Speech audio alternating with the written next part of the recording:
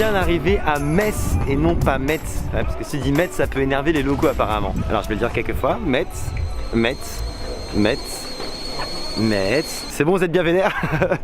En tout cas, Metz, c'est connu. Alors du coup, en tout cas, Metz, c'est connu pour avoir la plus belle gare de France. Regarde-moi ça. C'est un sacré délire et c'est pas moi qui le dis, hein. C'est un concours national au vote, donc c'est le public qui vote afin d'élire la plus belle gare et ça fait 2 ans d'affilée que c'est Metz qui l'emporte. Bref, maintenant on va découvrir la ville. C'est parti.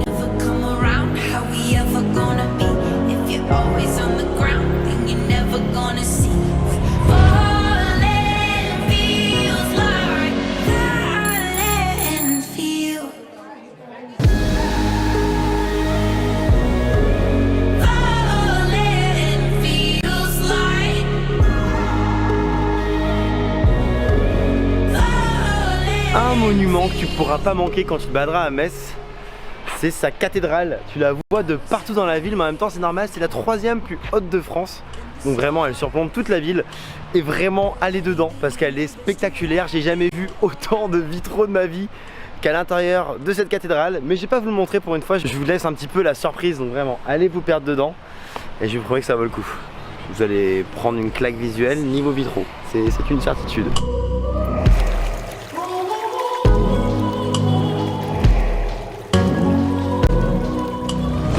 Je crois que j'avais rarement vu une œuvre aussi atypique. C'est Trump à moitié dans l'eau pour dénoncer son climato-scepticisme.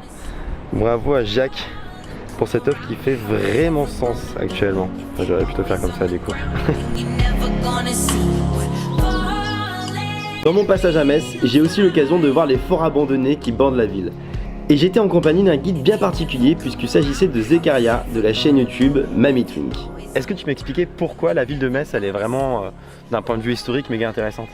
En fait, la ville de Metz, elle est vraiment franco-allemande, tu vois. Ouais. Dans l'histoire de Metz et surtout ces 2 derniers siècles, il y a eu énormément de changements avec les guerres franco-allemandes. Et donc la ville, elle a cette empreinte française, elle a cette empreinte royale et elle a aussi tout l'aspect impérial de l'Allemagne, notamment entre 1870 et 1918, où ils ont reconstruit une partie de la cathédrale, fait la gare, et donc en se promenant dans la ville, en fait, on est un peu happé par l'histoire de, du coup, de Metz, et donc par ricochet, tu vois, des 2 pays, la France et l'Allemagne. Est-ce que tu pourrais décrire la ville en 2-3 mots?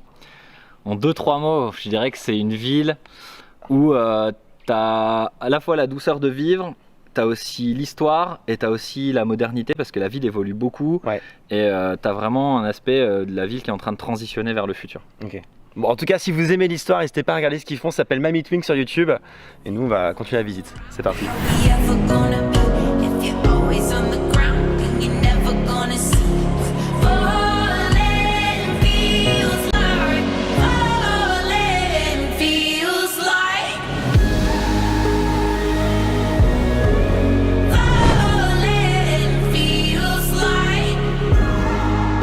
Faut que j'avoue quelque chose, avant de venir en Lorraine, j'avais un peu le stéréotype d'un endroit où ça bougeait pas forcément, c'était gris, c'était un peu tristou.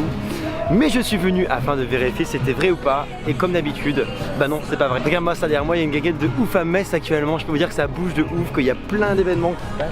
Bref, c'est kiffant. Encore une fois, voyagez dans les endroits avant de vous faire des idées reçues.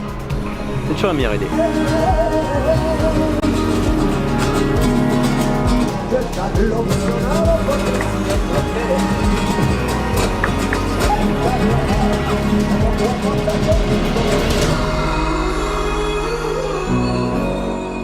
La nuit est en train de tomber à Metz et ça va être l'occasion parfaite pour moi pour vous présenter un festival, à savoir le festival Constellation. Alors c'est un festival d'art et de lumière qui se passe les étés, c'est totalement gratuit et en gros le délire c'est un peu, même beaucoup, d'illuminer les monuments principaux de la ville et de jouer avec la lumière justement pour les rendre extraordinaires. Et ce que je vous propose maintenant, c'est d'aller voir ce que ça donne.